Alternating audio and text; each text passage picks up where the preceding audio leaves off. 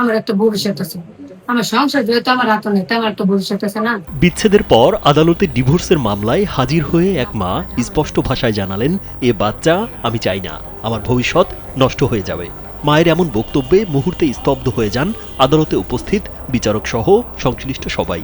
এ সন্তানকে ঘিরে এক হৃদয় বিদারক ঘটনা নাড়িয়ে দিয়েছে সবাইকে।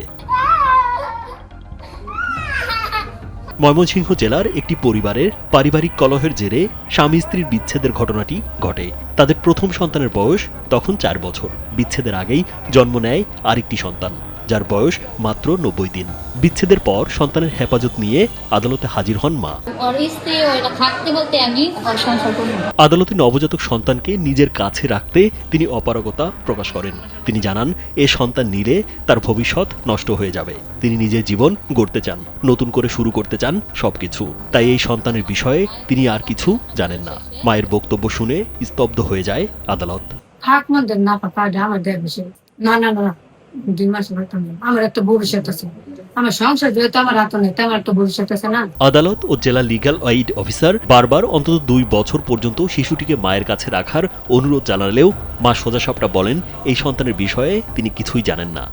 আমি বাচ্চা দিতাম না, বরণ পোষণ বাড়া দিলেও নেবেন না। না, তা 3 মাসের বাচ্চা কিভাবে বাবা পালবে? আমি জানি না এটা, আমার সংসারে এত নাই, তাই আমি বাচ্চা তো করাম, এটা আপনি আমার বুঝাই। শিশুটির ভবিষ্যৎ, মানবিকতা এবং মাতৃত্বের দায়িত্ব নিয়ে দীর্ঘ সময় ধরে বোঝানোর চেষ্টা করা হয়, কিন্তু মায়ের চোখে সন্তানের চেয়ে বড় হয়ে ওঠে নিজের ভবিষ্যৎ। বিষয়টি শুনে আদালত কক্ষে নেমে আসে নীরবতা। মানে আপনার ভবিষ্যতের জন্য আপনাকে 3 মাসের বাচ্চা দিয়ে দিবেন? আমি দিয়ে দেব না, আমি বাচ্চা দিতাম না, বরণ পোষণ বাড়া দিলেও নেবেন না। না। শেষ পর্যন্ত বিচারক কঠোর অবস্থান নেন। সন্তানের কল্যাণের কথা বিবেচনা করে শিশুটিকে মায়ের কাছেই রাখতে বাধ্য করা হয়। পাশাপাশি সন্তানের মাসিক ভরণ পোষণ বাড়ানোর নির্দেশ দেওয়া হয়, যা বাবা বিনা আপত্তিতে মেনে নেন। বাচ্চা থাকলে বাবা মায়ের উচিত যতটা ছোটখাটো বিষয়ে কম্প্রোমাইজ করে যাতে সংসারটা চালিয়ে নেওয়া যায়, এটা সবারই ভাবা উচিত। খুব মেজর কোনো ইস্যু না থাকলে সংসারটা চালিয়ে নিতে পারলে এটা ভালো সবার জন্য। যদি পরকীয়া যদি বন্ধ করা যায় আর সচেতনতা বৃদ্ধি করা যায় এবং ছেলে মেয়েদেরকে যদি সোশ্যাল মিডিয়ায় আসক্ত হওয়া কমানো যায়, তাহলে হয়তো বিবাহ বিচ্ছেদটা একটু কমানো সম্ভব। বেকারত্ব, পারিবারিক সহিংসতা, ভরণ পোষণের ব্যয় অক্ষমতার কারণে বিয়ে বিচ্ছেদ বাড়ছে। তবে কাউন্সেলিং এবং সভা সমাবেশের মাধ্যমে তা কমিয়ে আনা সম্ভব। দ্বন্দ্ব কলহ বিবাদের মূল কারণ এবং এর থেকেই পরবর্তীতে বিবাহ বিচ্ছেদের দিকে এগিয়ে যায় একটা সংসার।